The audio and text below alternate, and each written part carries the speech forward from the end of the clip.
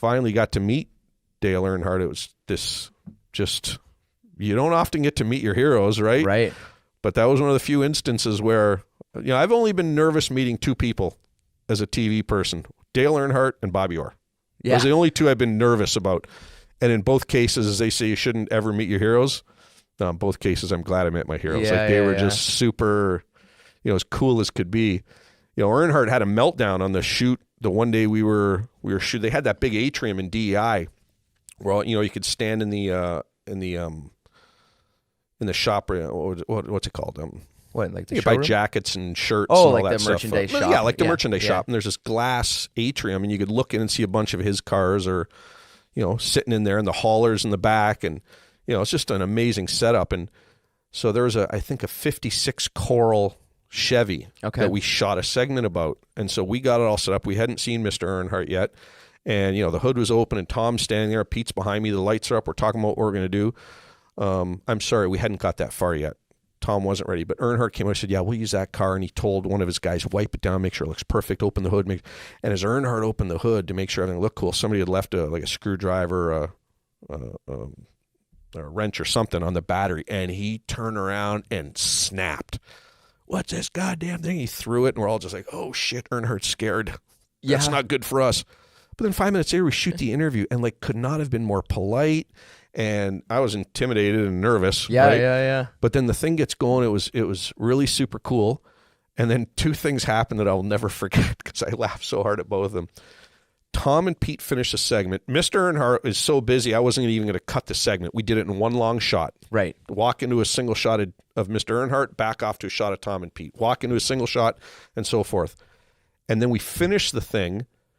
I stopped the camera. Tom walked off the set towards where the lights were, but he turned around and looked back and said something to Dale. I think Pete said something, and the two of them started this little conversation. And I'm like, this is awesome. So I hit record on my camera. I said, do you guys mind if I roll on this? And they're all, nope. Yep. And so I shot a couple wides because I wasn't going to do anything that made it hard for the editor to use or hear. And, Pete and Tom just engaged with Mr. Earnhardt about, kids and why he had that car. He wanted it for his daughter, and, what he felt like mechanical things can teach kids about getting ready for the world. If you have a car, you should take care of that car. And here's why being mechanically knowledgeable. And I think I only rolled for 10, 11, 12 minutes. But then, a couple of weeks after the wreck, I went back and watched it, and I'm like, that was right. That was the Earnhardt you never see on the broadcast. Right. Right. And I just thought it was that was one of those moments where you don't get to see that if you're not there in person. Right. Right. Because he had such an image to uphold. Yeah. On every time he was in front of the camera. Right.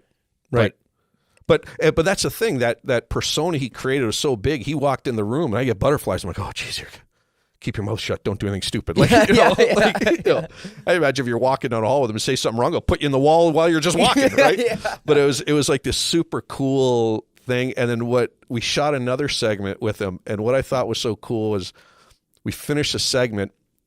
I shut the camera down and I said, okay, Tom I believe he looked to the camera and threw to a commercial. He's like, we'll be right back right after this. Yep. And I stop.